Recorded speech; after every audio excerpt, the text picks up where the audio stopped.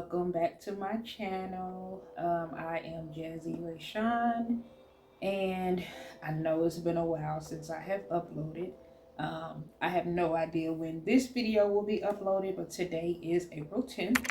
And I thought I'd sit down and kind of talk to you guys about where I have been, what I have been doing.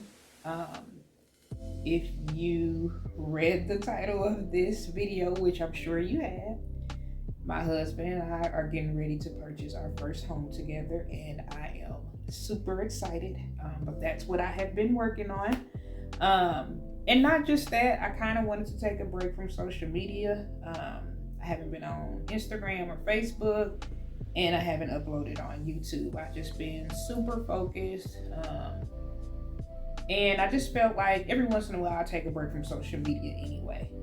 So that was nothing new for me, but I really wanted to take a break and kind of pull back, especially since I'm trying to focus on the biggest purchase of our life right now, which is purchasing our home, our first home, which is super exciting, but also super, only word I can think of is serious, because I have to be serious. I have to be focused. I have to be zoned in, because this is a huge investment, and I don't want to mess that up, especially in today's market. But I thought I'd explain to you where we are in the process, what we've done so far, what's next, and I wanted to bring you along with me on this journey, because I want all of us to win. I want all of us to be owners, homeowners, and be able to set up generational wealth, as opposed to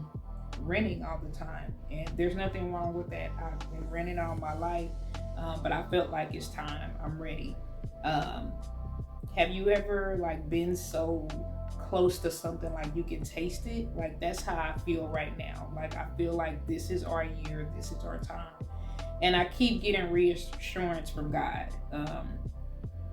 It's crazy because me and my husband, even in separate Bible studies, if he's studying by himself or I'm out studying by myself, or even in a group setting with our separate Bible study groups, we'll come to each other all the time during this home buying purchase process, doing this home buying process.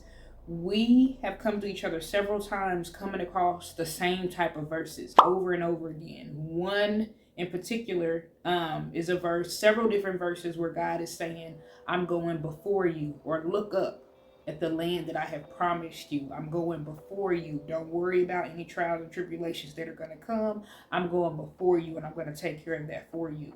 And once I start telling y'all about this journey so far, y'all gonna know why that continuously coming across those type of verses was reassuring that this is what we need to be doing right now. But enough about me babbling on, and I don't want to get emotional, but I want to talk to you all about my journey. So as you can see from the title, we are going through the NACA process. A lot of you probably already know who NACA is. Some of you don't.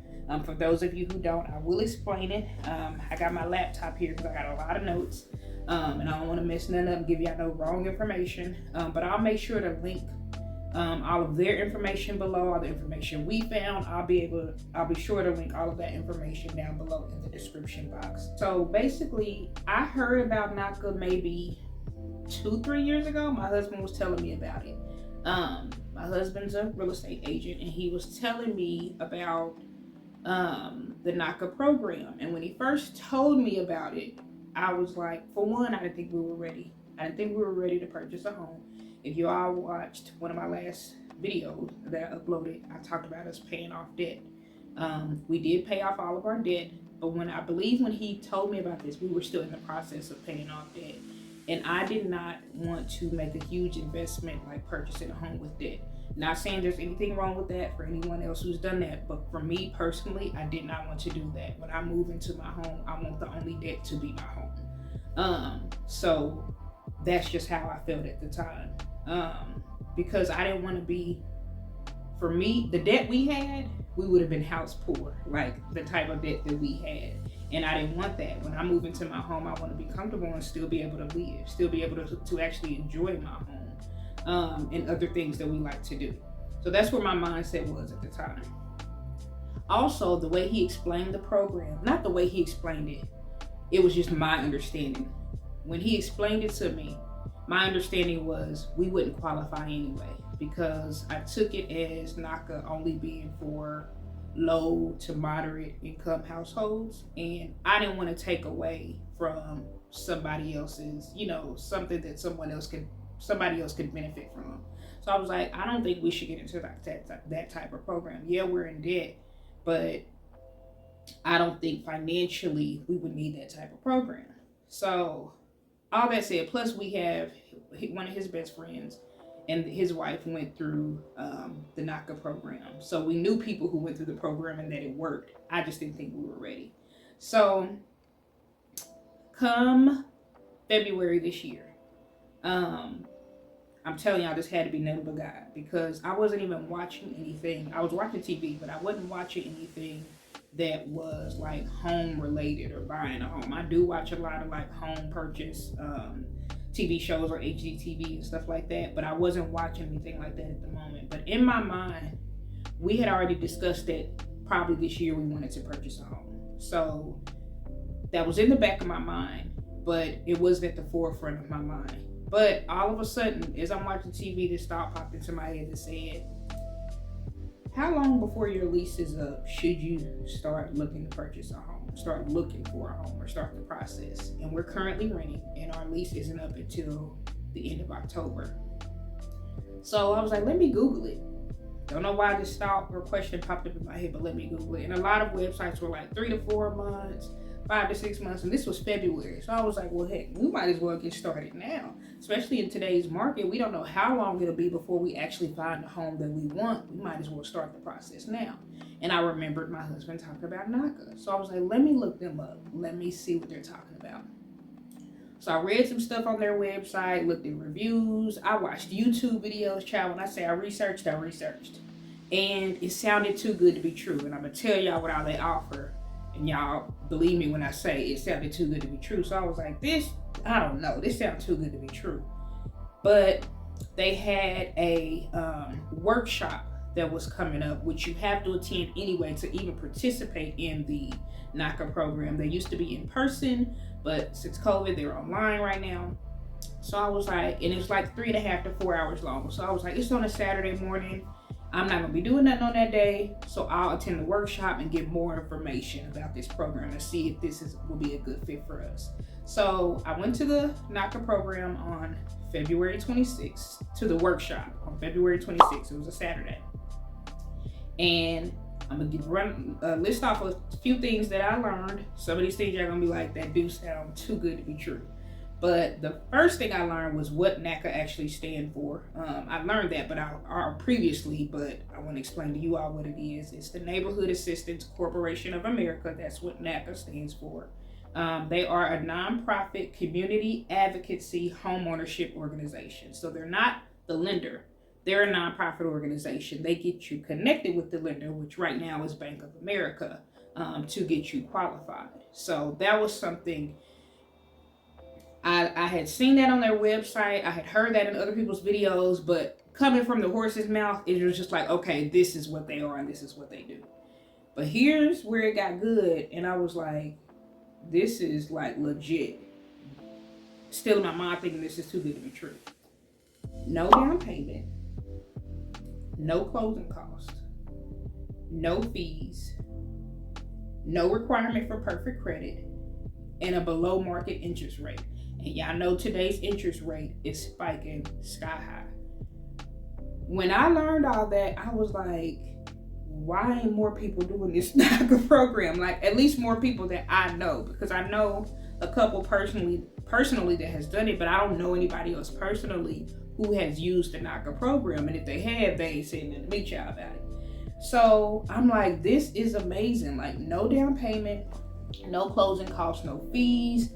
No requirement for perfect credit. They don't use your credit score. They call it credit character. They want to see like how you are with your credit, how you are with paying off your debt, as opposed to your actual credit score. Now, keep in mind, me and my husband had paid off our debt a few years ago, and we had also been working on our credit. So even though our credit score wasn't going to be an issue for us, whether we went with NACA or not, it was still good to know that, because I want to tell everybody about this program, and that it has a below market interest rate. Like that, the below market interest rate and the no down payment is what got me.